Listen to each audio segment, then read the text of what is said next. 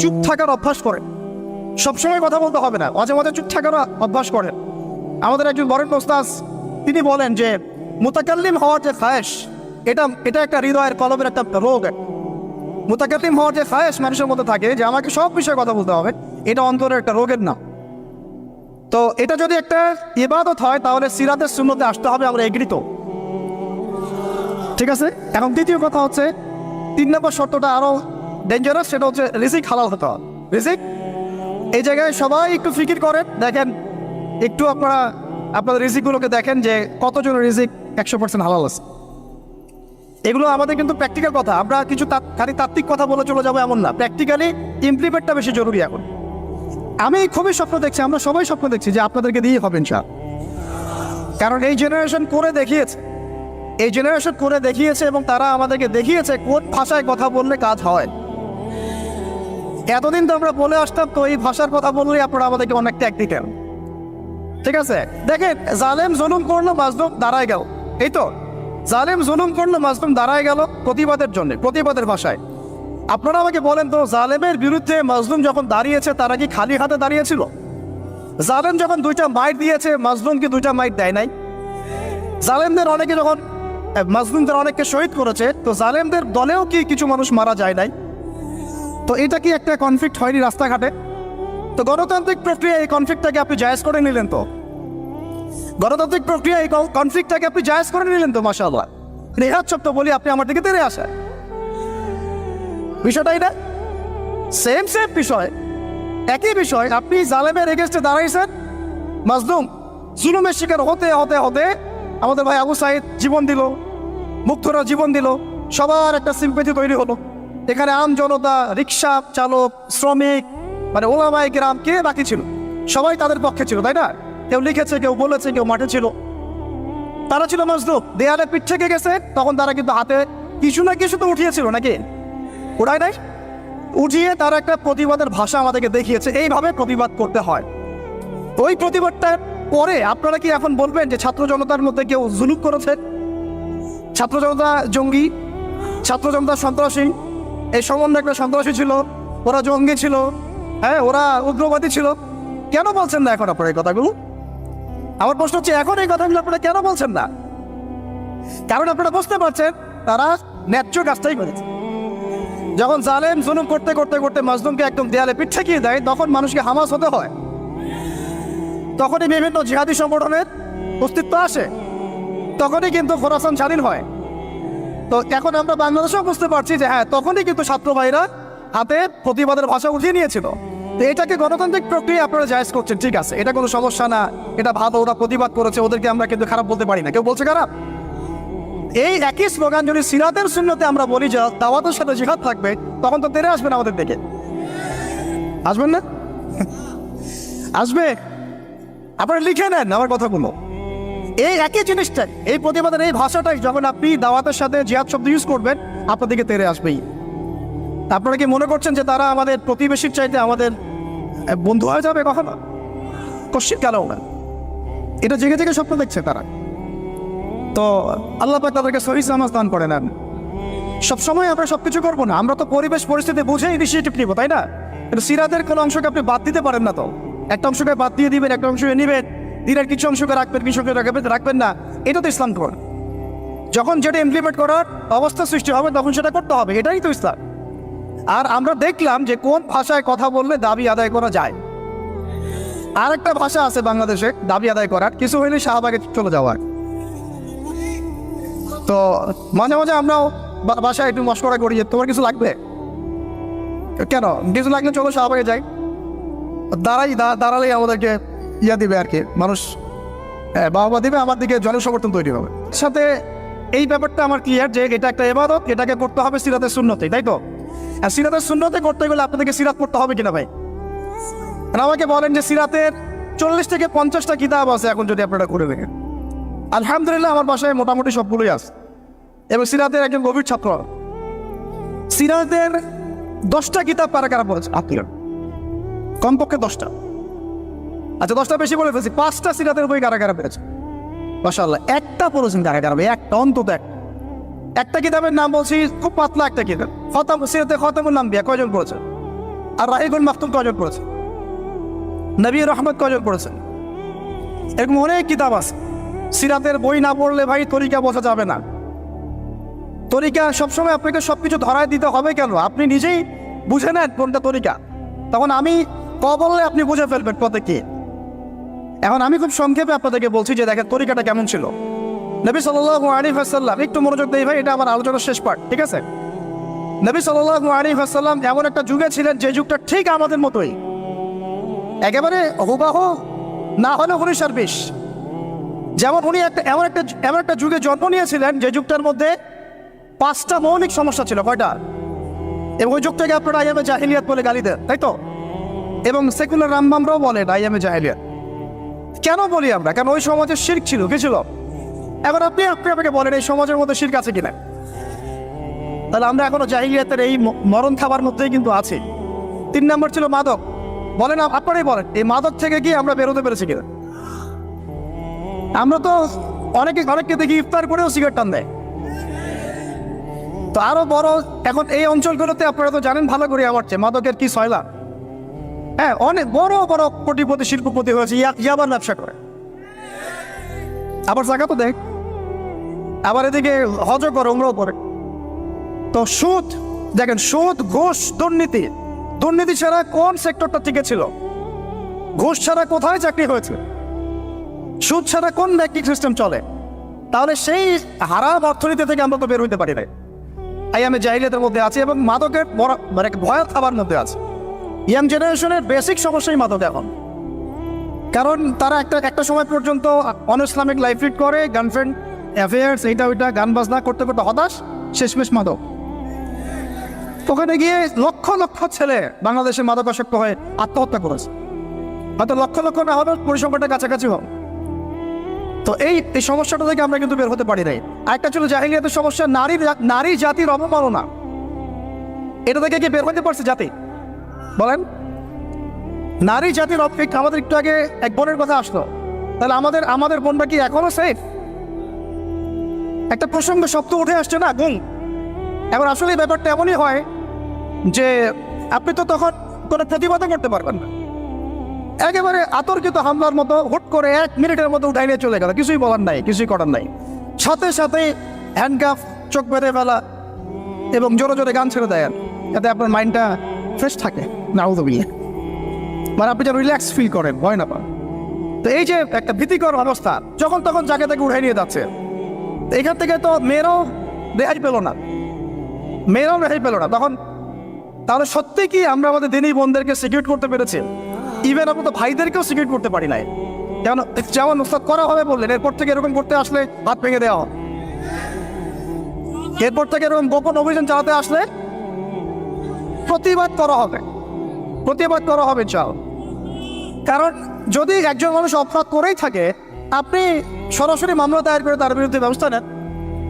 এভাবে হুটহাট করে রাতের অন্ধকারে উঠাই নিয়ে চলে যাবেন, কোথায় রাখবেন কেউ জানবে না, কি খাবে না খাবে তার ঠিক ঠিকানা নাই, লাশ ধোয়া চোখের মধ্যে শুয়ে থাকবে। একটা কোরআন চাইলে কোরআনও দিবেন না পড়তে, একটা কোরআন যদি চাওয়া হয় কোরআনও দিবেন না পড়তে। যখন তখন রিমান্ডে নিয়ে যাবেন। নির্যাতন তো বাদ দিলাম, কারণ আমরা বলতে চাই না, এই কারণে আমরা অনেক ভাইদের কুরবানির যে ইতিহাস শুনেছি, গল্প কারগুজারি শুনেছি, তার বিপরীতে এই বিষয়গুলো নিয়ে আমার ব্যক্তিগতভাবে কথা বলতে লজ্জা লাগে। তাদের এত বড় বড় কুরবানি আছে যে আমরা এগুলো নিয়ে কথা বলতে লজ্জা পাই।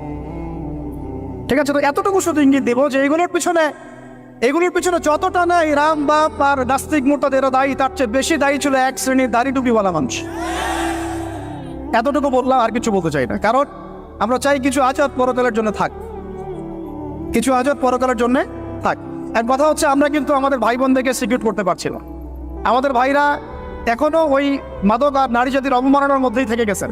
আর এখন বেহায়াপনা, এই আপনার জেনা, ব্যভিচার, পর্নোগ্রাফি, মেয়েদেরকে অনেকে বলেন জীবন্ত তো এখন দাফন করা হয় না। আমি বলি মেয়েদেরকে এখনো গর্ভে মেরে ফেলা হয়। মেয়েদের প্রতি এখনো সমাজ সেইভাবে সাম্য প্রদর্শন করছে না। অনেক আমাদের মতো মানুষ, অনেকে মেয়ে সন্তান হলে মুখটা কালো করে ফেলছে। এগুলো তো ইসলামের শিক্ষা না। তো মেয়েদেরকে অবমাননার জায়গা থেকে বের করতে হবে। তাদের যে শান্তি আর কামিয়াবি, এটা এই সকল পশ্চিমা সভ্যতার এই দর্শনগুলোর মধ্যে নাই। তাদের শান্তি কামিয়াবি আছে শুধুমাত্র কোরআন এবং হাদিসের মধ্যে। এই মেসেজটা আমাদের বোনদেরকে পৌঁছাতে হবে ইনশাআল্লাহ। এবং আমাদের বোনটা কিন্তু অনেক ইমানদার, অনেক শক্ত, যারা ইসলামের পথে ফিরে আসে না, আমরা কিছুটা দেখেছি দূর থেকে, তারা মাশাআল্লাহ অনেক শক্ত মুমিনা হয়, তার ধার কাছে হয়তো আমরা যেতে পারি না, জানেন। এইরকম আপনারা, আমি রিকোয়েস্ট করি আপনাদেরকে যে আপনারা তো বিয়ে শাদী করবেন, শুধু দিনদারিতাকে প্রাধান্য দিয়ে বিয়ে করেন নি, অন্য বিষয়গুলো টেম্পোরারি, আপেক্ষিক, একে হাস দিলে দোয়া করলাম, ঠিক আছে। দিনী বোনদেরকে দিনদারিতার ভিত্তিতে আপনারা আপনাদের সহধর্মিনী বানান, অন্য কোনো বিষয় দেখতে যায় না। হ্যাঁ, থাকলে তো আলহামদুলিল্লাহ ভালো, কিন্তু এটা সবচেয়ে বেশি জরুরি বিষয় না। সবচেয়ে বেশি জরুরি বিষয় দিনদারিতা, পরহেজগারিতা, ঈমান। আল্লাহ পাক আপনাদেরকে সেই রকম মুমিনা নারী আপনাদের তাকদির আল্লাহ পাক নসিব করে নেয়। এরকম মুমিনা নারী পাইলে দেখবেন যে একাই সারা দেশ কাঁপায় ফেলবে। চাও ইতিহাস আছে, এগুলোর আছে তো নাকি? একটু প্রশংসা করলাম, যদি লাইভে দেখে বাসায় গিয়ে ভালো খাওয়া দাওয়া দিবে আর কি। মাঝে মাঝে তো না খেয়ে বেরোইতে হয়, ঠিক আছে। বড় মুশকিল ভাই, এখন আপনারা ঢুকে নাকি এই লাইফে, তারপরে বুঝবেন ইনশাআল্লাহ, ঠিক আছে। আল্লাহ পাক আপনাদের সবার যেন একটা সালামতির জিন্দেগি দান করে। কিন্তু নারীর অবমাননার ওই জাহিলিয়াত থেকে কিন্তু আমরা বের হইতে পারি না। আর একটা হচ্ছে, এটা আরো মারাত্মক, গোত্রীয় হানাহানি ছিল প্রকট আইয়ামে জাহিলিয়াত, ছিল না? গোত্রীয় হানাহানি একদম প্রকট আকারে ধারণ করা ছিল আইয়ামে জাহিলিয়াতে। আমাকে বলেন, এইটা এখনকার বিশ্বে বা দেশে কি বাদ হয়েছে কিনা? এখন এটা পলিটিক্যাল হানাহানিতে রূপ নেয় নাই, বৈশ্বিক হানাহানিতে রূপ নিছে না? তাহলে ওই যুগে, যে যুগে নবী সাল্লাল্লাহু আলাইহি ওয়াসাল্লামকে আল্লাহ পাক পাঠিয়েছেন, সেই যুগে যে জাহিলিয়াতগুলো ছিল, এখন গ্লোবাল পার্সপেক্টিভে এই জাহিলিয়াতগুলো এখনো আছে, বরং তার চেয়ে আরো বড় মাত্রায় আছে। তখন সুদ ছিল একটা নির্দিষ্ট জায়গায়, এখন ওয়ার্ল্ড ওয়াইড। তখন আপনার জেনা ছিল একটা নির্দিষ্ট জায়গায়, নির্দিষ্ট পরিসরে, এখন পর্নোগ্রাফি দিয়ে একেবারে ফোনে ফোনে। এই ফোনের ওজন কম, কিন্তু কিয়ামতের মাঠে এর ওজন বোঝানো খুব কঠিন হবে। এই ফোনের ওজনটা কম, কিন্তু কিয়ামতের মাঠে এই ফোনের গুনাহের জবাব দেওয়ার যে বিচার, এটা অনেক কঠিন হবে। আল্লাহ পাক আমাদেরকে তাকওয়া অবলম্বন করার তৌফিক দান করে। বিনা প্রয়োজনে ইউজ করবেন, আপনার যতটুকু প্রয়োজন এতটুকু। এখন এই জাহেলিয়াতের সমাজে আল্লাহ পাক এমন একজন মহামানবকে পাঠালেন, একটু কনসেন্ট্রেট করেন, এমন একজন মহামানবকে আল্লাহ পাক এই জাহেলিয়াতের সমাজে পাঠালেন, আইয়ামে জাহেলিয়াতে, মানে আবু জেহেলের যুগে, যিনি মাত্র 23 বছরের ব্যবধানে, কত বছর? মাত্র 23টা বছর দিন রাত অক্লান্ত পরিশ্রম করে ওই জাহেলিয়াতে পূর্ণ সমাজটাকে একেবারে পুরা ইউটার্ন করে একটা আলোকিত সমাজে প্রতিষ্ঠা করে দিয়ে চলে গেলেন। সুবহানাল্লাহ, কত বছর? তিনি কি প্রথমে একা ছিলেন না দুইজন ছিলেন বলেন? আল্লাহ আছেন তার সাথে, ওহী আসছে, এবং তিনি কিন্তু একজন দিয়ে দাওয়াত শুরু করেছেন। তিনি মানে হেরা গুহায় কি করতেন? নবী সাল্লাল্লাহু আলাইহি ওয়াসাল্লাম হেরা গুহায় চিন্তা করতেন কিভাবে এই জাহিলিয়াতে পূর্ণ সমাজটাকে পরিবর্তন করা যায়। আল্লাহকে ডাকতেন, আল্লাহ পথ দেখাও। তিনি তো নবী, আগে থেকেই নবী। তখন আল্লাহ রাব্বুল আলামিন তার কাছে ওহী করলেন। প্রথম ওহীটাই কি আপনারা বলেন? সূরা আলাকের প্রথম 5টা আয়াত, তাই না? এখানে প্রথম শব্দটা কি? পড়ুন। এই যে পড়তে বলা হয়েছে, আপনাদেরকে পড়তে হবে। ফ্যান্টাসি দিয়ে, গরম গরম বক্তব্য দিয়ে, শুধুমাত্র স্লোগান দিয়ে কিন্তু দিন কায়েম হবে না ভাই। আমি আবার বলছি, গভীর এলেমার্টন করতে হবে। চল, প্রথম কথা ইকরা, আপনি পড়ুন। এখানে ইকরা বলার কারণ কি? তখন তো শিরক ছিল। আল্লাহ পাক বলতে পারতেন তুমি শিরক করো না, মূর্তি পূজা করো না। হ্যাঁ, সমাজে নারী মেয়েদেরকে জীবন্ত কবর দেওয়া হচ্ছে, বন্ধ করতে বলো। কোনো কথা আল্লাহ পাক আগে বলেন নাই, বলেছেন ইকরা বিসমি রাব্বিকাল্লাযী খালাক, পড়ুন আপনার সেই রবের নামে যিনি আপনাকে সৃষ্টি করেছে। তার মানে যে জ্ঞান আপনাকে আল্লাহর দিকে নিয়ে যায় সেটাই জ্ঞান, আর যেটা আল্লাহ থেকে দূরে সরায় সেটা কি? তাহলে জাহেলিয়া। এখনকার শিক্ষা ব্যবস্থাকে আল্লাহর দিকে নিয়ে যাচ্ছে আমাদেরকে, তাহলে এটা কি হচ্ছে? তাহলে জ্ঞান না জাহেলিয়াত? সহজ কথা, সিরাতের আলোকে, খালাকানি হুসাইন বিন আলাক, যিনি মানুষকে আলাক দিয়ে সৃষ্টি করেছেন। ইকরা ওয়া রাব্বুকাল আকরাম আল্লাযী আল্লামা বিল কলম। দেখেন, আমাদেরকে আল্লাহ পাক জ্ঞান শিক্ষা দিয়েছেন কলম দিয়ে। ওয়া আল্লামা আদama আসমা কুল্লাহা, আল্লাহ পাক আদম আলাইহিস সালামকে সমস্ত নাম শিক্ষা দিয়েছেন। আমরা সৃষ্টিগতভাবে জ্ঞানী ছিলাম না, আল্লাহ আমাদেরকে জ্ঞান দান করেছেন। সুবহান। এবং সেই জ্ঞানের বদৌলতেই আমাদের পিতাকে আল্লাহ পাক সিজদা করিয়েছেন আপনার ফেরেশতাদেরকে দিয়ে। সুবহানাল্লাহ, আমরা তার সন্তান। আমাদের আব্বাজানকে, মানে আদম আলাইহিস সালামকে আল্লাহ পাক বলেছেন খলিফা। আল্লাহ পাক বলেন নাই যে আমি পৃথিবীতে ইন্নী জাইলুন ফিল আরদি খলিফা, এটা আল্লাহ পাক বলেছেন। আল্লাহ পাক এটা বলেন নাই আমি পৃথিবীতে মানুষ পাঠাতে চাই, পৃথিবীতে আমি নতুন কোনো প্রাণী বা মাখলুক পাঠাতে চাই, এমনটা আল্লাহ পাক বলেন না। আল্লাহ বলছেন আমাদের পিতাকে খলিফা, খলিফা মানে যিনি জমিনে আল্লাহর বিধান প্রতিষ্ঠা করেন। ঠিক যেমন দাউদ আলাইহিস সালামকে আল্লাহ পাক বলেছেন, ইয়া দাউদ ইন্না জাআলনাকা খলিফাতান ফিল আরদ ফাহকুম বাইনান নাসি বিল হক ওয়া লা তাত্তাবি'ল হাওয়া ইউদিল্লাকা আন সাবিলিল্লাহ। হে দাউদ, আমি তোমাকে পৃথিবীতে আমার খলিফা করেছি, তোমার কাজ পৃথিবীতে ইনসাফ প্রতিষ্ঠা করা, হক প্রতিষ্ঠা করা। হকের মানদণ্ড কি? আল্লাহ পাকের ওহী, আল্লাহর ওহী দিয়ে তুমি মানুষের মাঝে বিচার ফয়সালা করবা, এটাই হলো হক প্রতিষ্ঠা করা। যদি না করো, প্রবৃত্তির তাড়না অনুসরণ করো, মানে মানব রচিত বিধান অনুসরণ করো, তাহলে ইউদিল্লাকা আন সাবিলিল্লাহ, আল্লাহর রাস্তা থেকে এটা তোমাকে সরাই নিয়ে যাও। বলেন না, আমরা এখন খলিফা শব্দটাই ভুলে গেছি, আর খলিফা থেকে যে খিলাফা আসছে এই শব্দ বলতেও ভয় পাচ্ছে। বাংলাদেশের ইয়াং জেনারেশন এখন যারা মানে ইসলাম প্র্যাকটিস করছে, তাদের অনেকেও নামাজ, রোজা, হজ, জাকাত এই শব্দগুলোকে যেভাবে রিসিভ করেন, শরিয়া, ইমারা, খিলাফা রিসিভ করতে পারেন। কারণ এর ব্যর্থতার দায় আমাকে নিজের উপর নিতে হবে। কারণ আমি হয়তো বিগত 5 বছরে তাকে এই শব্দগুলো শোনাতে পারি নাই। বিগত 5 বছরে সব লেকচারগুলো ঘটেন আপনারা, সব ওয়াজ মাহফিলের দেখেন কয়টা লেকচারে, কয়টা ওয়াজে এই কথাগুলো, সামগ্রিক দাওয়ার কথাগুলো আছে। তাহলে মানুষ জানবে কীভাবে? তো নবী সাল্লাল্লাহু আলাইহি ওয়াসাল্লামের কাছে প্রথম ওহী আসছে পড়াশোনা কেন্দ্রিক। ভাই, আমাদেরকে পড়াশোনা করতে হবে। আর এই পড়াশোনার জন্য এই মেলা, বই, যে আয়োজনগুলো হচ্ছে, এগুলো কিন্তু আমাদের পড়াশোনার জন্যে। আসলাম, বই কিনলাম, চলে গেলাম, এটা না। আপনাকে একটা সিলেবাস মেনটেন করে পড়তে হবে, একটা সিলেবাস মেনটেন করে পড়াশোনা করতে হবে, তাও একা একা না, ওস্তাদের সহবতে। এটা অনেক ইম্পর্টেন্ট পয়েন্ট। মাথার উপরে মুরব্বী রাখা, বড় বড় ওলামায়ে কেরাম রাখা, নিজেকে মুরব্বী না ভাবা। বহু তুল্লাব এবং বহু আলেম পর্যন্ত নিজেকে শুধু মুরব্বী ভাবার কারণে আর তাদের মাথার উপর থেকে মুরব্বীকে সরিয়ে দেওয়ার কারণে মুহূর্তের মধ্যেই পথভ্রষ্ট হয়ে গেছে। এই কলমের পোশাকের পবিত্রতা কয়জন আছে বুকে হাত দিয়ে কে বলতে পারে? কার কলমে জিনার অপবিত্রতা নাই? কার কলমে এই হিংসার অপবিত্রতা নাই? গীবতের অপবিত্রতা নাই? তহমতের অপবিত্রতা নাই? মানুষের সম্মান হানির অপবিত্রতা নাই? ইভেন আমরা যারা অনেক সময় দিনের রিপ্রেজেন্টেটিভ হয়ে আছি, তাদেরও কলম দূষিত হয়ে আছে অনেক সময়। থাকা স্বাভাবিক, কারণ আমরা তো ওই বরেণ্য ওলামা ইকরামদের সহবতে কম যাচ্ছি। নিজেকে মুফতি মনে করছি, আমি নিজেকে মানে আমির মনে করা শুরু করছি, তখন তো সমস্যা। তো আরেকটা কথা এখানে আছে যে ওয়ার রুজা ফাহজুর, যত অনর্থক কথা আর কাজ আছে এটাকে আপনি এড়িয়ে চল।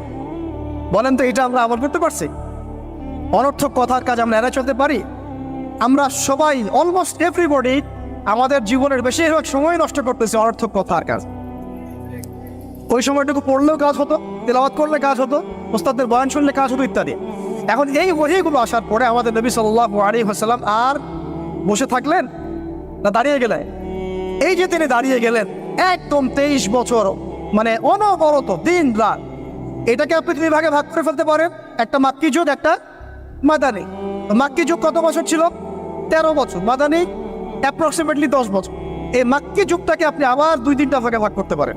একটা ভাগ হচ্ছে প্রথম 3 বছর নবী সাল্লাল্লাহু আলাইহি ওয়াসাল্লাম গোপনে গোপনে দাওয়াত দিয়েছে। কত বছর? আমাদের সমাজে কিন্তু ওই প্রেক্ষাপটটা এখন আর নাই, কারণ দাওয়াতটা প্রচার হয়ে গেছে মাশাআল্লাহ। প্রথম 3 বছর তিনি কিন্তু ইন্ডিভিজুয়ালি দাওয়াত দিয়েছেন। আবু বকর সিদ্দিক দাওয়াত কবুল করেছেন, খাদিজা রাদিয়াল্লাহু আনহা, আলী ইবনে আবি তালিব, যায়েদ ইবনে হারেসা, আব্দুল্লাহ বিন মাসউদ, তারপর বেলাল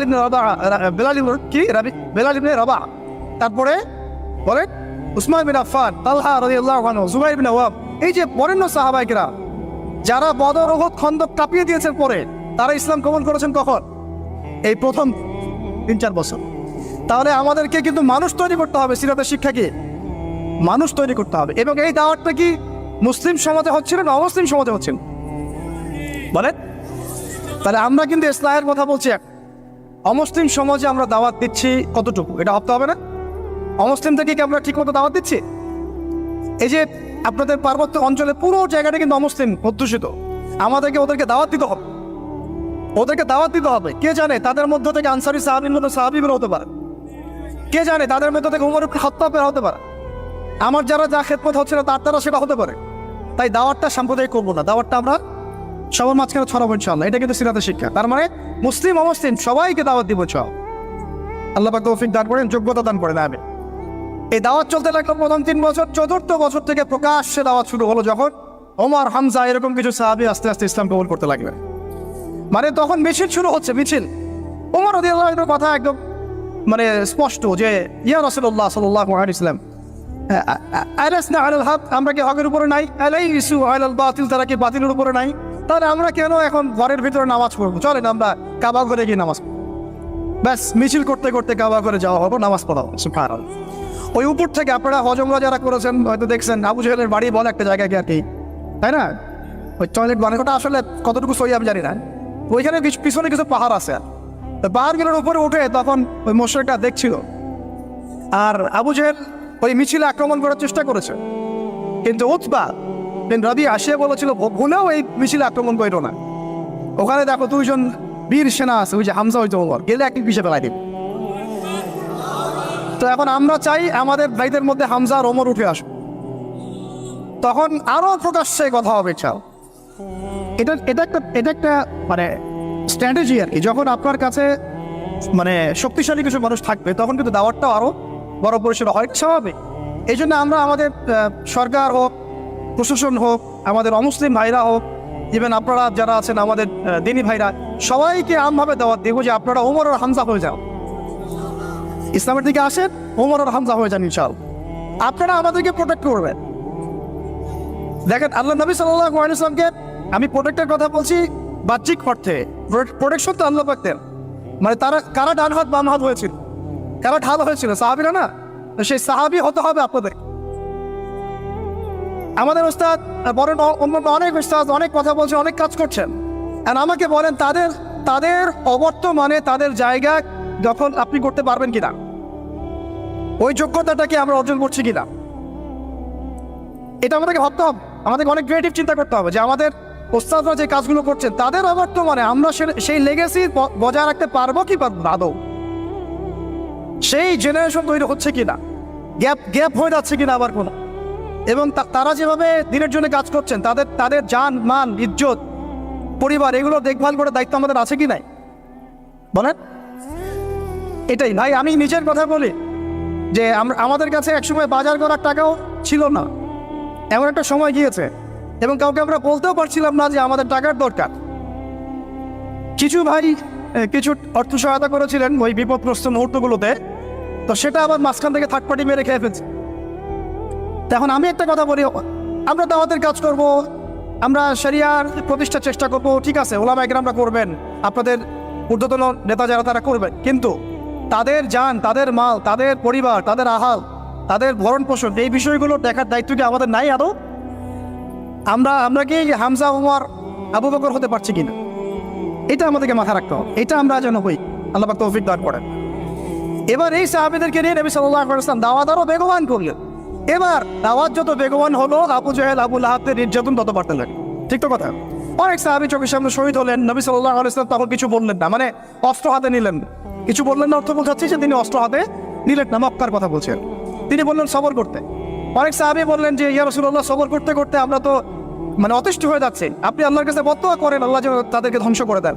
নবীজি বললেন না, এক সময় আসবে যে পুরা এই হীরা নগরী, পারস্য, রোমক এগুলো সব আমরা জয় করবো, বলে কিন্তু তোমরা কিন্তু তাড়াহুড়া করছো।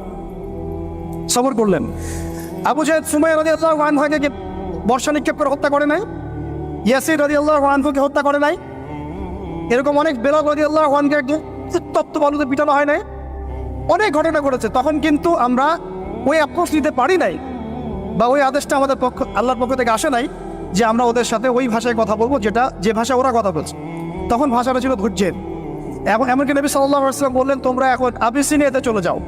আবিসিনিয়াতে একজন কি আছে, একজন খ্রিস্টান শাসক আছে, যার রাজ্যে কেউ জুলুমের শিকার হয় না। সুবহানাল্লাহ। দেখেন, একজন খ্রিস্টান শাসক সম্পর্কে নবী সাল্লাল্লাহু আলাইহি ওয়াসাল্লাম মন্তব্য করলেন তার রাজ্যে কেউ জুলুমের শিকার হয় না। এখন পুরো মুসলিম বিশ্বের মুসলিম শাসকদেরকে খুঁজে পাওয়া দুষ্কর যাদের রাজ্যে কেউ জুলুমের শিকার হয় না। ওখানে মুসলিমরা গিয়ে থাকতে লাগলেন দীর্ঘ সময়। তারপরে দেখেন আমাদের নবী সাল্লাল্লাহু আলাইহি ওয়াসাল্লাম দাওয়াতের কাজ বেগবান করলেন। এবার 3 বছর বয়কটের জীবনযাপন। সিরাত পড়েছেন না আপনারা? 3 বছর বয়কট মানে কি? ওই এক প্রকার কারাগার, এটা একটা উন্মুক্ত কারাগার ছিল। শিয়ারে আবু তালেব বলে, শিয়ারে আবু তালেব মানে ওখানে না আছে খাবার না পানি, গাছের ছাল পাতা খেয়ে সাহাবীরা 3 বছর থেকেছে। সুবহানাল্লাহ, 3টা বছর। তখন দেখেন কিছু অমুসলিম মানুষ আমাদেরকে হেল্প করেছেন, যেমন আবু তালেব, তিনি কিন্তু তখন মুসলিম হন নাই, কিন্তু হেল্প করেছেন আমাদের। এত হেল্প করেছেন যেটা হয়তো আপনি কেউ করতে পারেনি ইসলামকে। চাচা আবু তালেব মুসলিম না হয়ে ইসলামকে যে পরিমাণ হেল্প করেছেন, সহযোগিতা করেছেন, নিরাপত্তার চেষ্টা করেছেন, ওটা কিন্তু আমরাও করতে পারি না শেষ পর্যন্ত। তারপরেও তিনি জান্নাতে যেতে পারছেন না। সুবহানাল্লাহ। কেন? কেন বলেন? শুধুমাত্র শেষ পর্যন্ত কালিমা না পড়া। তাহলে আমরা কি একটু কৃতজ্ঞ হব না যে আল্লাহ পাক আমাদেরকে মুসলিম পরিবারে আমাদেরকে জিজ্ঞাসা না করেই জন্ম দিয়েছেন? একটু ভাবতে হবে এগুলো ভাই। আত্মসমালোচনা খুব জরুরি জিনিস। যখন এগুলো আপনার ভিতরে চলে আসবে, কাজের কথা আপনাকে বলতে হবে না, আপনি নিজেই ছুটবেন ইনশাআল্লাহ। তো দেখুন, চাচা আবু তালেবের মতো অনেক মানুষ আমাদের দরকার, এটা কিন্তু ইঙ্গিত এসেছে লেকচারের মধ্যে, এর আগে ওস্তাদ বলেছেন। তো আমাদেরকে এই ধরনের মানুষদেরকেও দাওয়াত দিতে হবে। কে জানে যে ভিতরে ভিতরে অনেক আবু তালেব অলরেডি আছে, আমাদেরকে হেল্প করতে চায়, থাকতে পারে না? দাওয়াত বেগমান করতে হবে, সর্বমহলে দাওয়াত। আল্লাহ পাক বোঝার তৌফিক দান করেন। আপনারা তো দিন কায়েম করতে চান, তাই না? কার হাতে বায়াত করেছেন? হ্যাঁ, মুরব্বী কে আপনার? প্রশ্ন আছে অনেক। জামাআত মারার কথা বলছি না আমরা? এখানে অনেক চিহ্ন আছে। এখানে আমি এটা ফিকহি মাসালা যেতে যাচ্ছি না, যেটা কতটুকু জায়েজ না জায়েজ বা ফরজ ওয়াজিব সুন্নাত মুস্তাহাব, এটা না। দেখেন, আমরা দাড়ি কেউ কেটে ফেলি না, এটি হ্যাঁ। আমরা কি দস্তরখানা ছাড়া খাওয়া দাওয়া করি? কেউ করি না, কিন্তু মেসওয়াক সবাই করি। তো এখন আপনি এত এত গুরুত্বের সাথে মেসওয়াক করেন কেন? এত গুরুত্বের সাথে আপনি সুন্নাহগুলো রাখেন কেন? দস্তরখানার ব্যাপারে এত আপনি কেন গুরুত্ব দেন কেন? কারণ প্রত্যেকটা সুন্নাহ আপনি আমল করতে চান, তাই না? দেখেন, কোন সাহাবী নবী সাল্লাল্লাহু আলাইহি ওয়াসাল্লামের হাতে বায়াত ছাড়া দিন কবুলও করেন নাই, কোনো সারিয়াও বায়াত ছাড়া হয় নাই, কোনো জিহাদও বায়াত ছাড়া হয় নাই, এবং ইমানও ছাড়া রাষ্ট্র হয় না। অনেক ব্যাপার আছে, এগুলো আপনাদেরকে আস্তে আস্তে বুঝতে হবে। আমি জানি এগুলো একটু মানে টার্ম বলে একটু কঠিন, আস্তে আস্তে আপনারা এগুলো বুঝবেন ইনশাআল্লাহ। আল্লাহ পাক আপনাদেরকে বোঝার তৌফিক দান করুন। দেখেন, ওই বিষয়টা না থাকলে, আল্লাহকে সাক্ষী রেখে যখন সাহাবীরা নবী সাল্লাল্লাহু আলাইহি ওয়াসাল্লামের হাতে হাত রেখে বায়াত করেছেন যে আপনি মদিনায় আসেন, আমরা যেভাবে আমাদের স্ত্রী সন্তানদেরকে নিরাপত্তা দেই, আপনাকেও দিব, আপনার সাহাবীদেরকেও দিব। তারপরে নবীজি বলেছেন যে যদি তোমরা না পারো তাহলে আগেই বলে দাও, ঠিক আছে? এটা যদি না পারো আগেই বলে দাও। তারা বলেছেন যে আমরা আমাদের জান মাল দিয়ে আপনাকে এইভাবে প্রোটেকশন দিব, যেভাবে আমরা আমাদের স্ত্রী সন্তানদেরকে প্রোটেকশন দিয়ে থাকি, নিরাপত্তা দিয়ে থাকি। শুধু একটা প্রশ্ন তারা করেছিলেন যে ফামা লানা ইযা ফাআলনা যালিকা ইয়া রাসূলুল্লাহ, আমরা যদি এই কাজটা করি, আপনাকে এইভাবে আপনি হিজরত করে আসেন, সাহাবীরা হিজরত করে আসে, তাদেরকে নিরাপত্তা দেই, তাহলে আমরা কি পাবো? আমরা, নবীজি বলেছেন আল জান্নাহ, তোমরা জান্নাত পাবে। তাহলে এটার উদ্দেশ্যটাও বোঝেন। দুনিয়াবি কোনো শর্ত তাদের ছিল না, দুনিয়াবি কোনো শর্ত তাদের ছিল না। এমনকি মক্কা বিজয়ের পরেও যখন ওই যে হুনাইনের যুদ্ধ হলো, তখন কিছু গনিমত নবী সাল্লাল্লাহু আলাইহি ওয়াসাল্লাম বেশি বেশি দিচ্ছেন নতুন ইসলাম কবুলকারীদেরকে। আনসারী সাহাবীরা একটু চুপচাপ। তো নবীজি গিয়ে বলছেন, হ্যাঁ আমার আনসারী সাহাবীরা, তোমরা কি মনে কষ্ট পেয়েছো? আরে আমি তোমাদের, তোমরা আমার।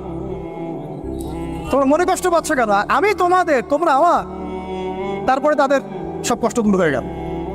দেখেন, তারা কিন্তু এই জান্নাতের তখনই ওই আয়াত নাযিল হয়েছে, ইন্নাল্লাহা আশতারা মিনাল মুমিনিনা আনফুসাহুম ওয়া আমওয়ালাহুম বিআন্না লাহুমুল জান্নাহ। এই যে আয়াতগুলো, তখন কিন্তু এগুলো সারা নজুল আছে। তো এখন এরপরে নবী সাল্লাল্লাহু আলাইহি ওয়াসাল্লাম চলে গেলেন মদিনায়। প্রিয় ভাইরা, এবার বুঝেন, এখন আমরা আর দুর্বল নাই। মদিনায় সব সাহাবীরা একসাথে চলে গেলেন, এক জায়গায় সবাই থাকলাম।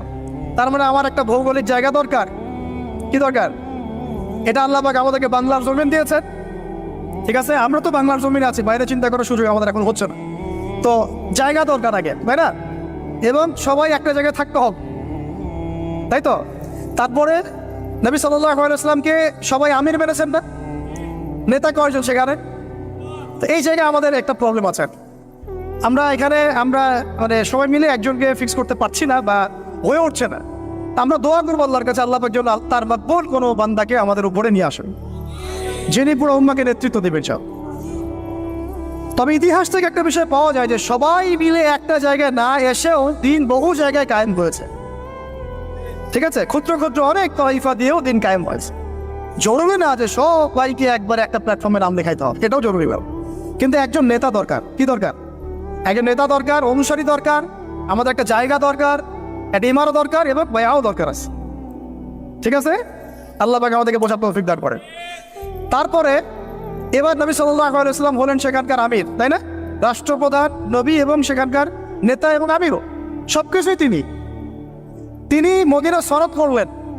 ওখানে ইহুদিরা ছিল, ওদের সাথে চুক্তি হলো ধারাগুলো আপনারা পড়ে নিয়েন, আজকে সিরাতের বই না কিনে কেউ বাড়িতে যাবেন না।